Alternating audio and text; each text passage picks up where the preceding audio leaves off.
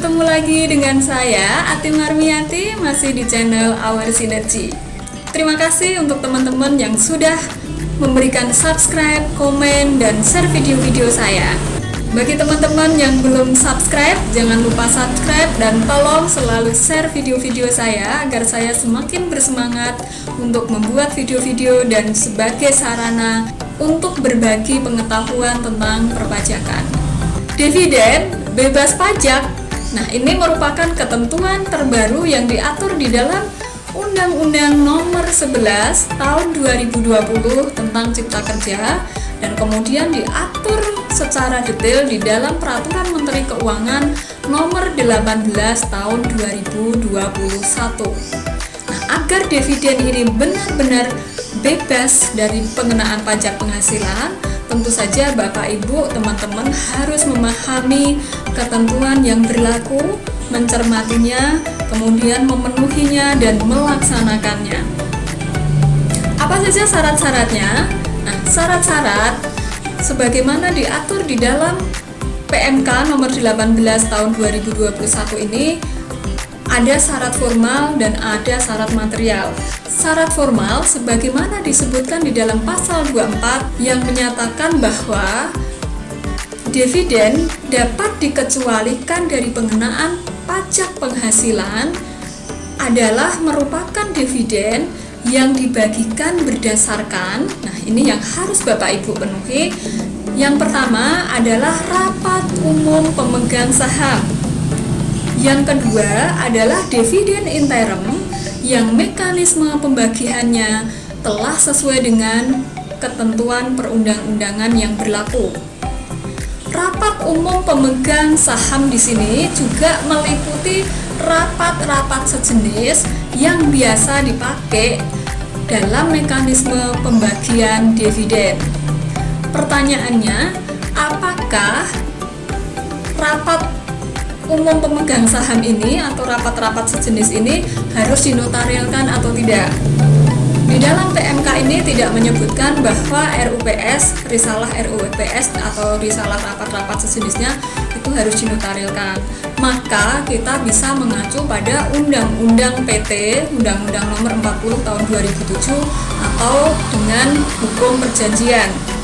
Itu saja sudah cukup sebagai bukti formal yang telah Bapak Ibu penuhi. Tentu saja ini harus terpenuhi sebelum dividen itu dibagikan. Untuk syarat materialnya, syarat material di sini adalah salah satunya bahwa seluruh dividen yang diterima oleh orang pribadi yang bersumber dari dalam negeri harus diinvestasikan di negara Republik Indonesia dalam jangka waktu tertentu. Nah, jangka waktu tertentu ini minimum atau paling sedikit 3 tahun. Minimum atau paling sedikit 3 tahun.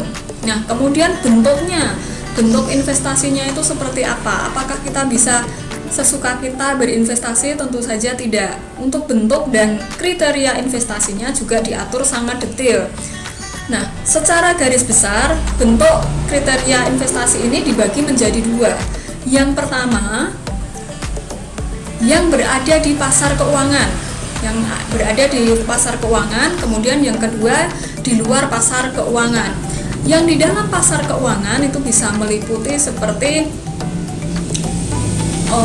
efek bersifat utang, kemudian sukuk, saham, reksadana, unit penyertaan modal real estate, kemudian ada deposito, ada tabungan, ada giro, kemudian ada kontrak kerja berjangka, kemudian ada instrumen investasi lainnya, misalnya salah satunya itu produk asuransi yang dikaitkan dengan investasi, karena tidak semua produk asuransi itu terkait dengan investasi.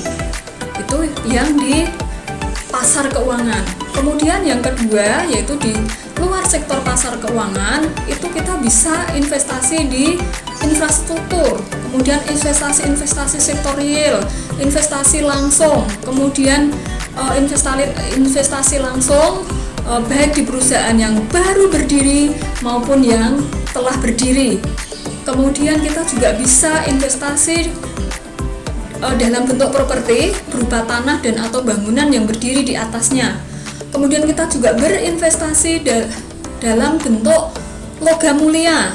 Kemudian juga kita bisa membantu membantu usaha mikro kecil menengah, yaitu berupa penyaluran kredit.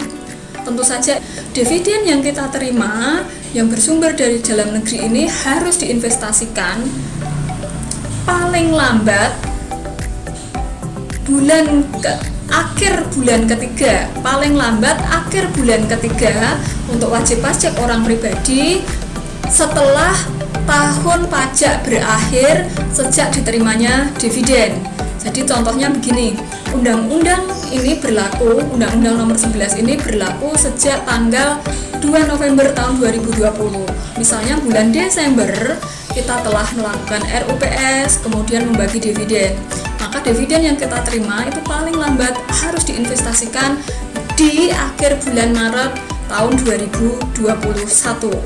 Nah, kemudian apabila ada sebagian dividen yang tidak diinvestasikan, nah atas selisihnya maka si penerima dividen harus menyetorkan sendiri pajak terutangnya. Jadi yang bebas dividen tadi kan merupakan dividen yang diinvestasikan selama 3 tahun minimum. Nah, untuk selisihnya yang tidak diinvestasikan, maka itu merupakan penghasilan yang terutang pajak dan harus disetor sendiri pajaknya oleh si penerima. Kapan harus disetorkan? Adalah tanggal 15 bulan berikutnya. Jadi pajak penghasilan atas dividen yang tidak diinvestasikan terutang sejak tanggal dividen itu diterima dan harus disetorkan ke kas negara paling lambat tanggal 15 bulan berikutnya.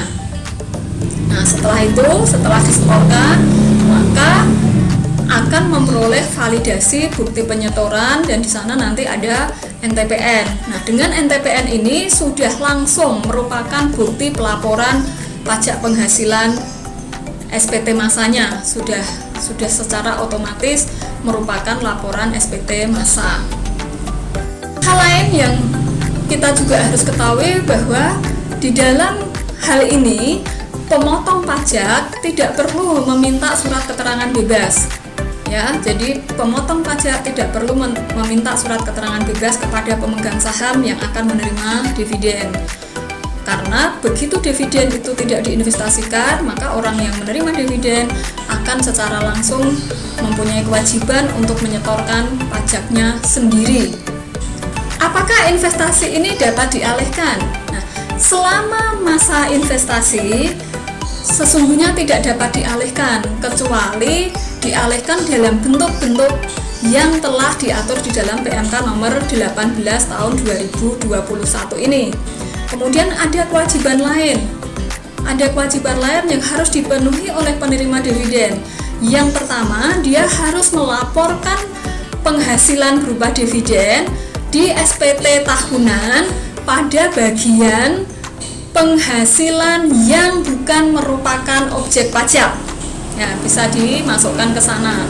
Kemudian selain itu, si penerima dividen juga harus melaporkan laporan realisasi investasi. Nah, laporan realisasi ini harus juga dilakukan selama 3 tahun sepanjang investasi berlangsung, paling lambat setiap akhir bulan ketiga sejak diterimanya dividen, atau gampangnya barengan dengan SPT tahunan. Kita harus melaporkan realisasi investasi.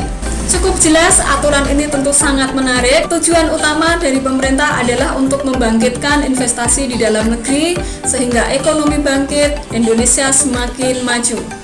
Sampai ketemu di video-video saya berikutnya. Tetap semangat dan sehat selalu.